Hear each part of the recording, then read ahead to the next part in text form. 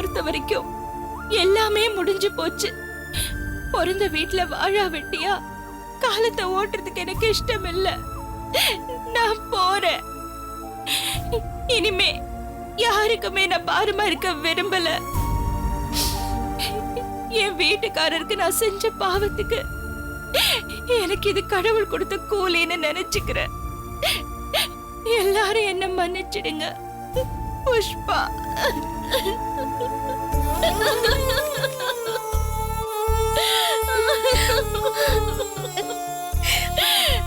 புஷ்பா.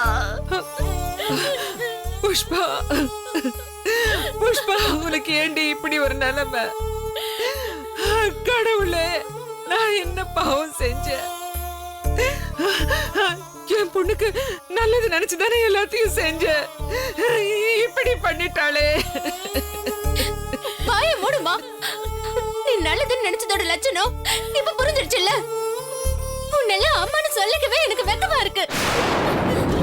நீங்க ரெண்டு பேர் சேர்ந்து வாழ்க்கையை நாசம் பண்ணிட்டீங்களா? சந்தோஷமா உனக்கு? அண்ணா, சந்தோஷமான உனக்கு? சந்தோஷமா உனக்கு? சந்தோஷப்படு நல்லா. இப்ப பாருங்க, எல்லாரும் போலீஸ் ஸ்டேஷன் போங்க, கோர்ட் போங்க, நோட்டீஸ் அடிச்சு விட்டுங்க. எல்லா இடத்துலயும் போங்க. நானா போயிட்டா நோட்டீஸ் அடிச்சு விட்டுங்க.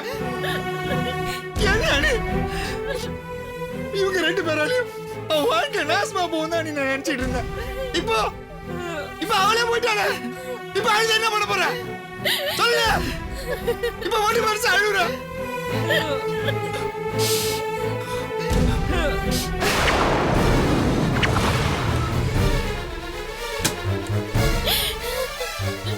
புஷ்பா, புஷ்பா, ரஞ்சினி, புஷ்பா எங்கம்மா? எங்க இருக்கா என் மருமக? அவளை கூட்டிட்டு போறதுக்காக வந்திருக்கோம்.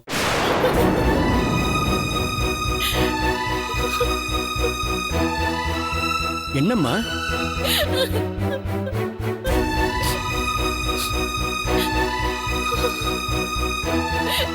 ஏம்மா, ஏன் அழற?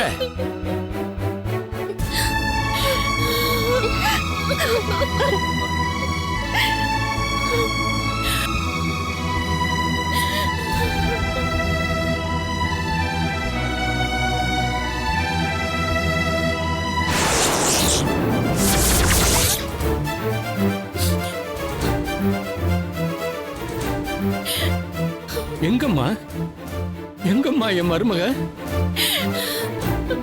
புஷ்பா நம்ம வீட்டை விட்டு போயிட்டாப்பா.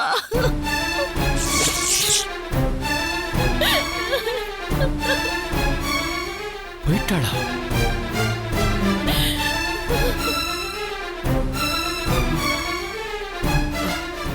நாடகமா போடுறீங்க? செய்யறதெல்லாம் செஞ்சுட்டு இப்ப நெஞ்ச பிடிச்சுக்கிட்டாளுதா நான் நம்பிடுவேன் நினைச்சீங்களா?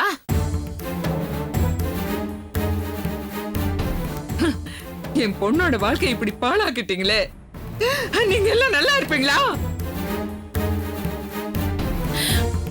அத்தை, இந்த நேரத்துல இப்படி பேசுறீங்களே? அப்படிதாண்டி பேசுவேன். இவனோட கருவை வயித்துல சுமந்துட்டு இருந்தா என் பொண்ணு. தனக்கு ஒரு குழந்தை பிறக்க போகுதுன்னு எவ்வளவு ஆசையா இருந்தா தெரியுமா?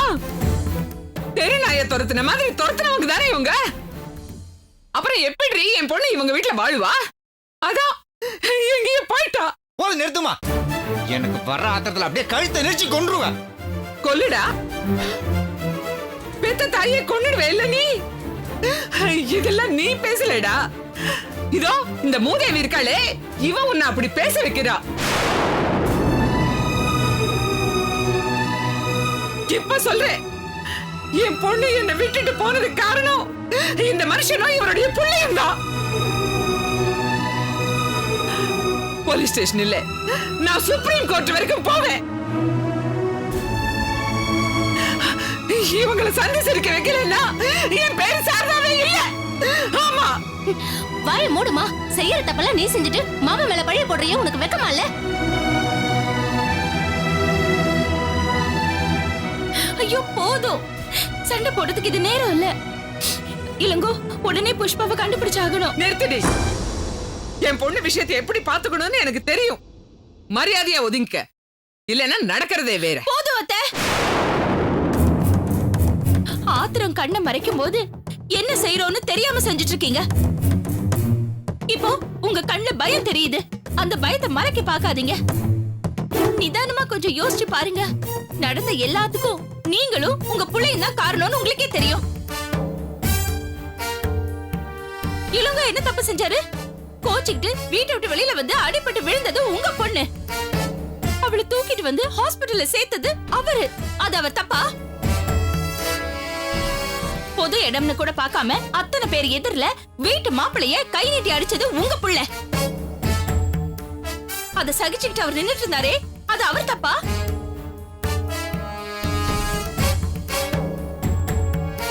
ஒரு பாவமும் செய்யாதவங்க மேல பொய்யா ஒரு பழிய சுமத்தி போலீஸ் ஸ்டேஷன்ல கம்ப்ளைண்ட் கொடுத்தது நீங்க. மானம் மரியாதையோட வாழ்ந்துட்டு இருந்தவங்கள போலீஸ் ஸ்டேஷன் படியேற வச்சது நீங்க. இவ்வளவு நடந்ததுக்கு அப்புறமும் உங்களையும் உங்க குடும்பத்தையும் அவங்க மதிக்கணும். நீங்க என்ன சொன்னாலும் தலையாட்டிட்டு நிக்கிறதுக்கு இளங்கோ ஒண்ணும் உங்க புள்ள இல்ல. ரஞ்சனி, பேசாதீங்க. அண்ணனா லட்சணமா புஷ்பாவோட வாழ்க்கை நல்லா இருக்கணும்னு நீங்க போய் அவங்க வீட்டுல பேசுறீங்கன்னா இந்நேரம் புஷ்பா அவங்க வீட்டுல இருந்திருப்பா. முறுக்கிக்கிட்டு அம்மா பின்னாடி போய் நிக்கிறதுதான் மூத்த பிள்ளையா பிறந்ததுக்கு அழகு நீங்க நினைச்சீங்க பாருங்க. அதுக்கு கிடைச்ச தண்டனை தாங்க இது. அனுபவிச்சுதான் ஆகணும்.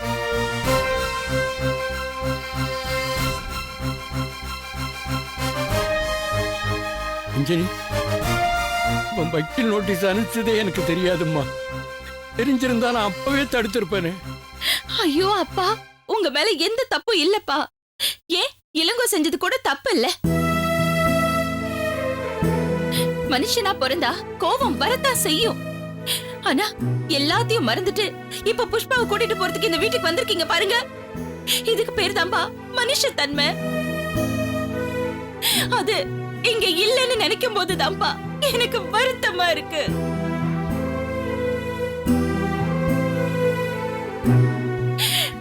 அவங்க ஈகோக்கு கடைசியில இப்ப பாவம் புஷ்பா பலியா இருக்கா.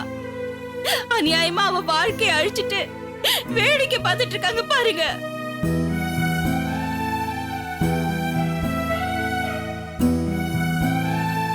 ரஞ்சனி, இப்ப பேசிக்கிட்டு இருக்கிறது நேரம் இல்லம்மா. இப்படி பண்ணிட்டால இந்த பொண்ணு. ஏதாவது செய்து எப்படியாவது அவளை கண்டுபிடிக்கணுமா? நீங்க கவலைப்படாதீங்கப்பா. இளங்கோ, உடனே புஷ்பாவை தேடுவோம். சூர்யா, நீ ஒரு பக்கம் போய் தேடு. மது, நீ போய் தேடு. அப்புறம் ஏதாவது தகவல் கிடைச்சா எனக்கு உடனே போன் பண்ணி சொல்லணும். என்ன? சீக்கிரம் போங்க போங்க. வாங்க இளங்கோ, போலாம்.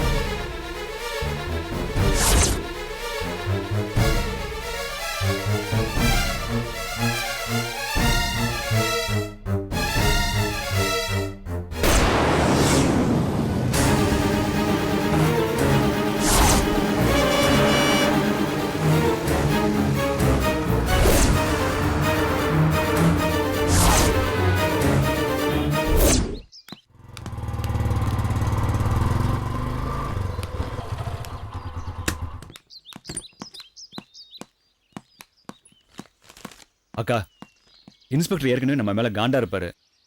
அவர்கிட்ட போய் எப்படி எக்ஸ்பிளைன் பண்றதுன்னு எனக்கு தயக்கமா இருக்குக்கா. நாம இன்ஸ்பெக்டர் பார்க்க வரல இளங்கோ. வேற வாங்க.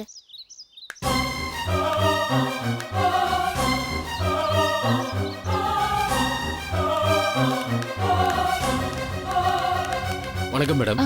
ஏசி சார் உள்ளதான் இருக்காரு, போங்க மேடம். ஓகே.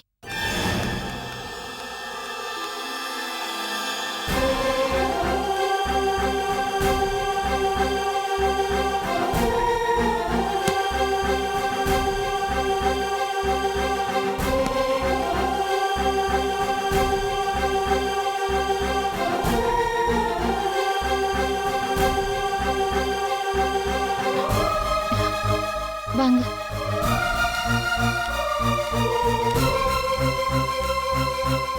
வாங்க மேடம். எப்படி இருக்கீங்க மேடம்? உட்காருங்க. பரவாயில்ல.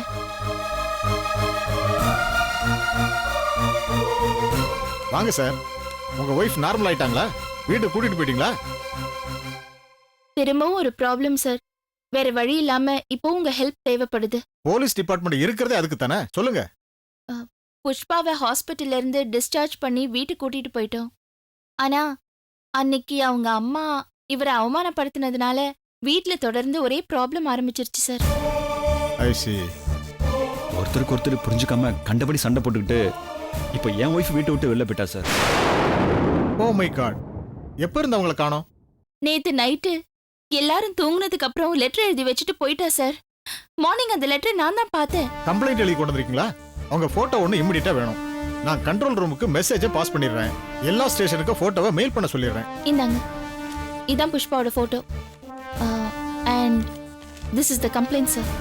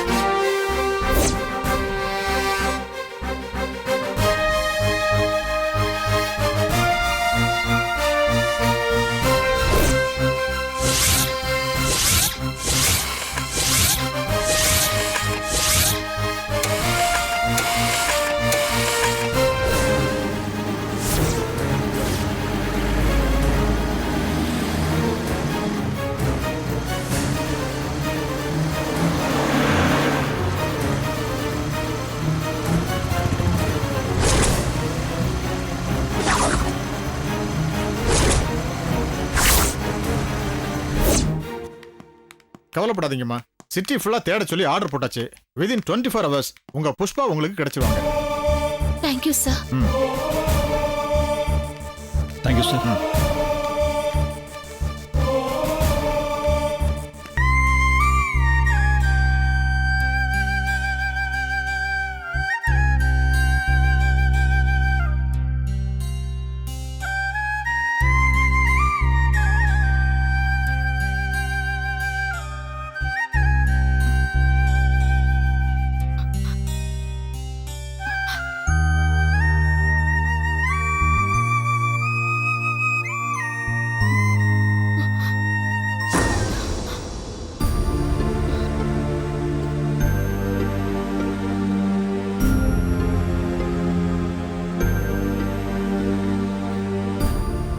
இது எந்த இடம்? நீங்க யாரு? நான் எப்படி இங்க வந்தேன்? பயப்படாதம்மா. நேத்து நைட் ரயில்வே ட்ராக் பக்கத்துல ரோட்டோரமா நீ மயங்கி விழுந்து கிடந்த. நான் ஆட்டோல போயிட்டு இருந்தேன். என்னடா இது இருட்டு வேளையில தனியா ஒரு பொண்ணு மயங்கி கிடக்குதே, என்னாச்சோ ஏதாச்சோன்னு இறங்கி பார்த்தேன். ரவுடி பசங்க யாராவது அடிச்சு போட்டுட்டு நகை பணம் ஏதாவது எடுத்துட்டு போயிட்டாங்களாமா?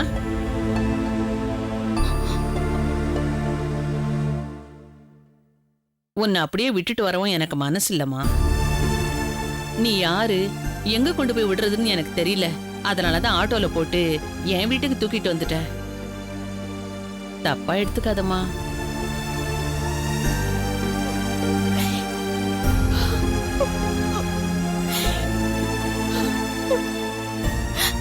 என்ன எதுக்குமா காப்பாத்துனீங்க?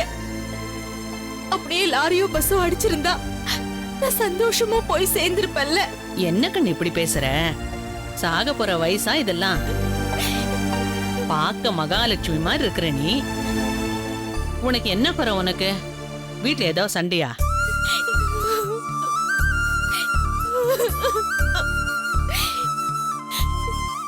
தாலி கட்டின புருஷன் என்ன வேண்டான்னு கைவிட்டுட்டாரு. எனக்குன்னு யாருமே இல்ல. பூமிக்கு பாரமா எதுக்குங்க நான் வாழணும்? அப்படிலாம் சொல்லாதம்மா. அனாதன்னு உலகத்துல யாருமே கிடையாது. இப்ப என்ன எடுத்துக்க, எனக்கு தான் யாரும் இல்ல. என்ன கெட்டு போச்சு? செத்தா போயிட்டேன், நல்லா தான் வாழறேன். இருக்கிறவங்களுக்கு மிஞ்சி போனா 4-5 சொந்தக்காரங்க, இல்லாதவங்களுக்கு உலகம் பூரா சொந்தக்காரங்க. சாகிறதுக்காக நாம பிறக்கல தாயி. வாழறதுக்குன்னு பிறந்துட்டு வாழாம போயிடக்கூடாதுமா. சாமி மாதிரி பேசுறீங்க. ஆனா எனக்கு இதுக்கு தகுதியே இல்லம்மா. என்னால யாருக்குமே சந்தோஷம் இல்ல. யாராலையும் எனக்கும் சந்தோஷம் இல்ல. என்ன விட்டுருங்கம்மா, நான் போயிடுறேன். எங்க சாகிறதுக்கா? சொன்ன கேளு கண்ணு. உன்னை வாழ விடாம விரட்டி அடிச்சவங்க முன்ன நீ நல்லா வாழ்ந்து காட்டுறது தான் உனக்கு பெருமை. நீ இரு, நான் எல்லாம் விளக்கமா சொல்றேன். நான் போய் டீ போட்டு கொண்டு வரேன், மிச்சத்தை அப்புறம் பேசுவோம். ம்? ம்.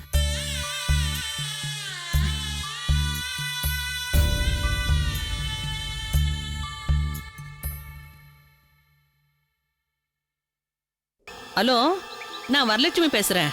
தக்காளி பழமாட்டம் தள தளன்னு ஒரு பார்ட்டி மாட்டி இருக்கு. புருஷன் விட்டுட்டு ஓடிட்டான் போல் இருக்கு. நான் கூட்டிட்டு வந்து வச்சிருக்கேன். ஆமா, நேர்ல வா பேசிக்கலாம். வித்தா செம்ம காசு கிடைக்கும்.